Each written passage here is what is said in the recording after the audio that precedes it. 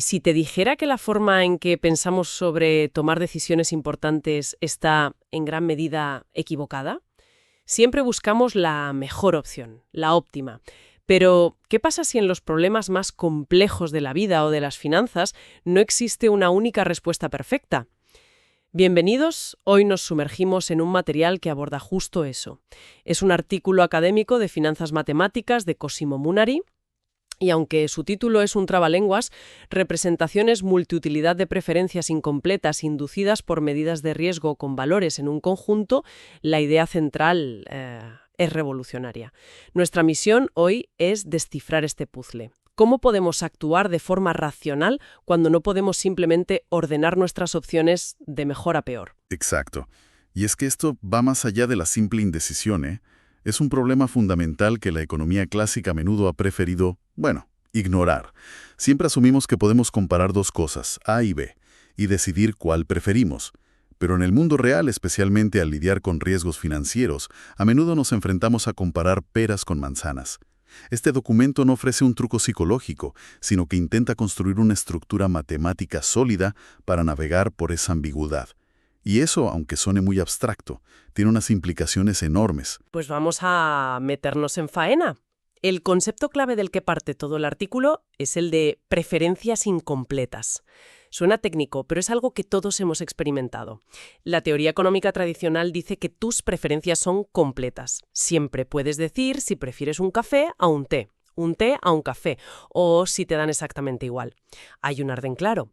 Pero este artículo dice, un momento, ¿qué pasa si te doy a elegir entre dos carteras de inversión increíblemente complejas? Una con bonos a largo plazo y derivados exóticos y otra con acciones de mercados emergentes y materias primas. ¿Puedes decir, sin lugar a dudas, cuál es mejor? Ahí es donde mi escepticismo inicial aflora. Desde un punto de vista práctico, ¿no es eso una forma de rendirse? El objetivo de un analista o de un gestor es precisamente hacer ese trabajo duro y llegar a una conclusión. Encontrar la elección óptima para maximizar los beneficios o minimizar el riesgo. Si de entrada decimos, es que no se pueden comparar, no estamos simplemente añadiendo una capa de complejidad filosófica que nos paraliza en lugar de ayudarnos a decidir. Me suena un poco a excusa elegante para no hacer el trabajo. Diría que estamos abriendo la puerta al, no sé, es muy complicado. Pero es justo lo contrario. El artículo no se rinde, sino que crea una herramienta para lidiar con esa complejidad de frente. Y la solución que propone es una idea que a mí me parece brillante, la representación multiutilidad. Piénsalo así. En lugar de tener un único juez que decide qué opción es la mejor, imagina que tienes un comité de expertos.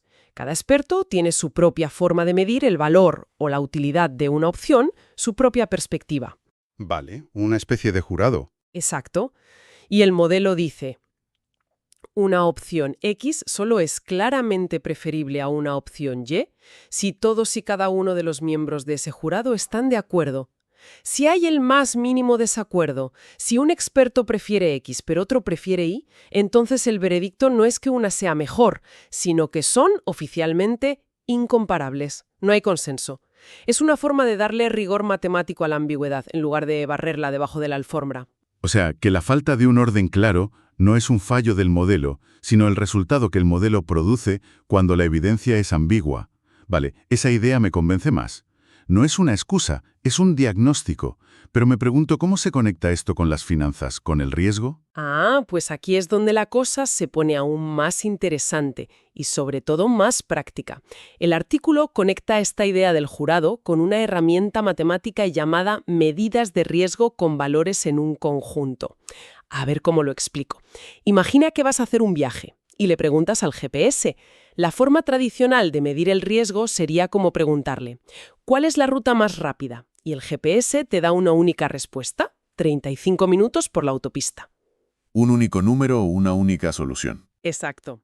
Ahora, una medida de riesgo con valores en un conjunto es como si le preguntaras al GPS, dame todas las rutas que me lleven a mi destino en menos de 45 minutos. El GPS ya no te da una respuesta, te da un menú de opciones válidas. Puedes ir por la autopista, por la carretera nacional o callejeando por la ciudad. todas son aceptables según tu criterio. En finanzas, en lugar de decirte necesitas exactamente 10 millones de euros de capital para ser solvente, este enfoque te dice, aquí tienes todo un universo de carteras o de inyecciones de capital que si las añades a tu posición harán que tu situación sea segura. Te da un conjunto de soluciones. Vale, la analogía del GPS es buena, lo veo claro. Pero me devuelve a mi escepticismo anterior, solo que a un nivel superior. Si antes no podíamos comparar la opción A con la B, y ahora hemos definido un conjunto de soluciones para A y otro para B, ¿no nos encontraremos con que ahora no podemos comparar los conjuntos? Si el conjunto de rutas para un destino es todas las que pasan por el norte y para otro es todas las que evitan peajes, ¿cuál es mejor? Siento que solo hemos movido el problema de sitio. Esa es la pregunta del millón, claro. Y lo fascinante es que la respuesta del artículo es, exacto, a veces los conjuntos tampoco se pueden comparar. Y en lugar de ver eso como un problema, lo usa como la prueba definitiva de que el marco es correcto. Hay un ejemplo muy bueno en el texto. Imagina que para salvar la cartera X necesitas añadir cualquier activo que tenga un valor positivo. Tu conjunto de soluciones es enorme. Ahora, para salvar la cartera Y necesitas añadir un activo específico que valga, digamos, más de 50. Ninguno de los dos conjuntos de soluciones contiene al otro por completo. Son diferentes. Incomparables. De acuerdo. Ahora lo entiendo. El modelo no intenta forzar una comparación donde no la hay, simplemente la identifica y la describe. Su objetivo no es eliminar la ambigüedad, sino darle un lenguaje matemático preciso. Vale, estoy a bordo con la idea.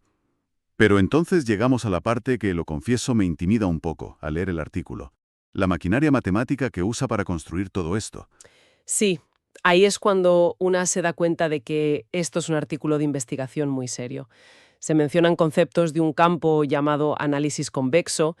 La verdad es que los nombres asustan un poco. Totalmente. Y aquí es donde un práctico como yo se pregunta, ¿estamos construyendo una teoría elegantísima que nadie va a poder usar jamás?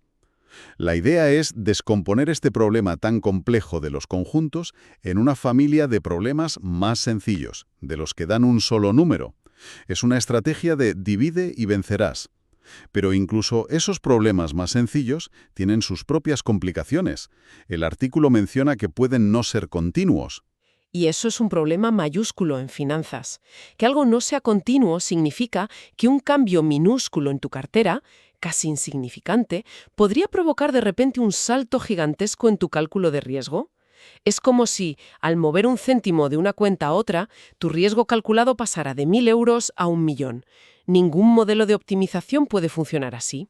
Sería un caos. Y es justo ahí donde el artículo dice que hace su gran aportación. Propone una versión corregida o regularizada de estas medidas de riesgo que sí se comportan bien, que son estables. El resultado principal es un teorema, el 411, que demuestra que se puede construir toda esta teoría sobre una base matemática sólida y fiable. A nivel teórico es impecable. Pero vuelvo a lo de antes. ¿No estamos construyendo un Ferrari de la teoría matemática que luego no puede circular por las carreteras del mundo real? Yo creo que es al revés. Lo que hace es construir los cimientos y la estructura de un rascacielos. Cuando ves el edificio terminado, no piensas en el hormigón pretensado o en los cálculos de resistencia, pero sin esa base increíblemente robusta y teórica, todo se vendría abajo al primer soplo de viento. Al garantizar estas propiedades matemáticas buenas, lo que hace es precisamente sentar las bases para que luego se puedan construir algoritmos y herramientas numéricas que funcionen en la práctica. De hecho, unifica un montón de enfoques que ya existían por separado en la literatura, lo cual siempre es señal de un avance teórico importante. De acuerdo, es un buen argumento.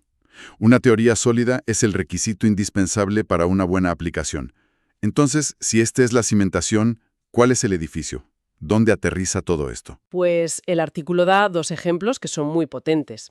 El primero es la gestión de una cartera en un mercado con varias divisas.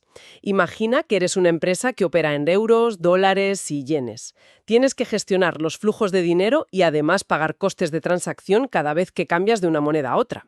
La pregunta es, ¿qué cesta de divisas necesitas tener hoy para garantizar que en el futuro podrás cumplir tus obligaciones? Es un problema real y complejísimo. Este modelo te da un marco para encontrar el conjunto de cestas de divisas que te sirven. Sí, es un problema clásico. Aunque, de nuevo, al ver las fórmulas que propone el artículo para resolverlo, son de una complejidad abrumadora. Habla de espacios de dimensión infinita. Esto refuerza mi duda sobre la brecha entre la teoría y la práctica. ¿Es algo que un analista financiero de un banco puede implementar mañana en su hoja de cálculo? Me cuesta creerlo. No mañana en una hoja de cálculo, desde luego.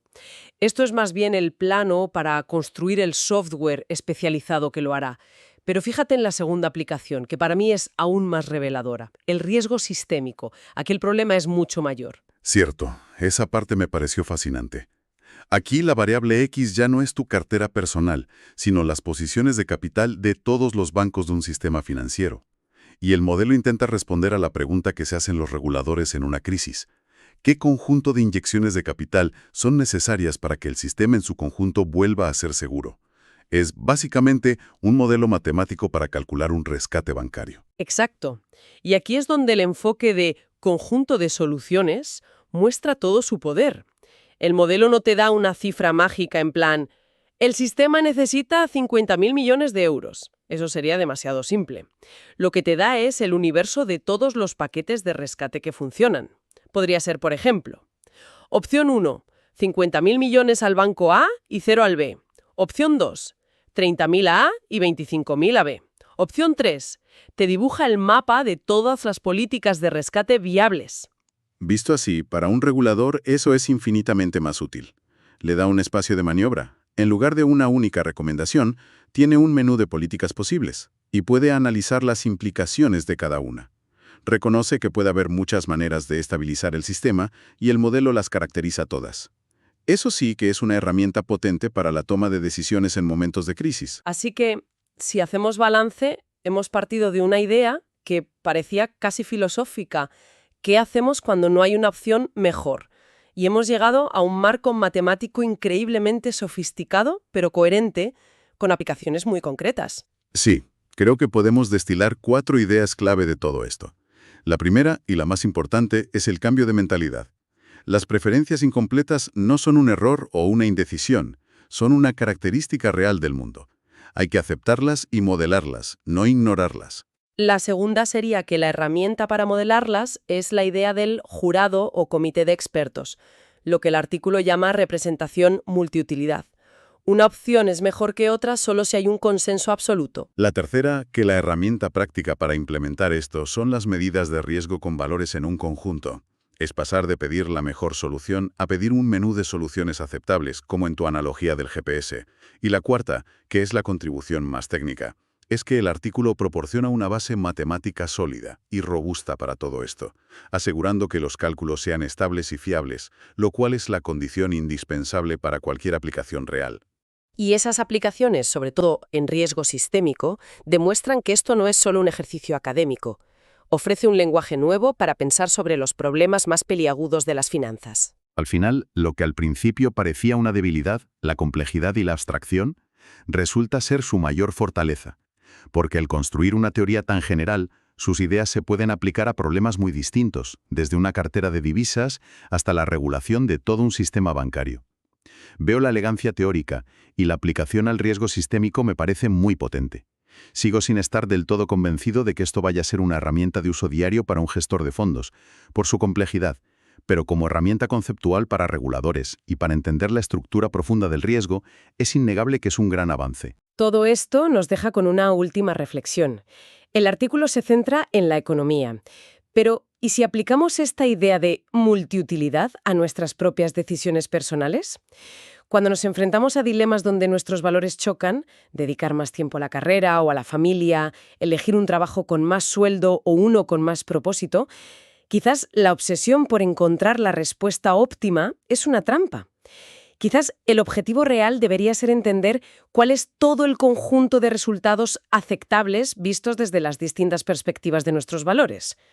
A lo mejor, el enfoque más racional es precisamente aceptar y mapear la incompletitud de nuestras propias preferencias.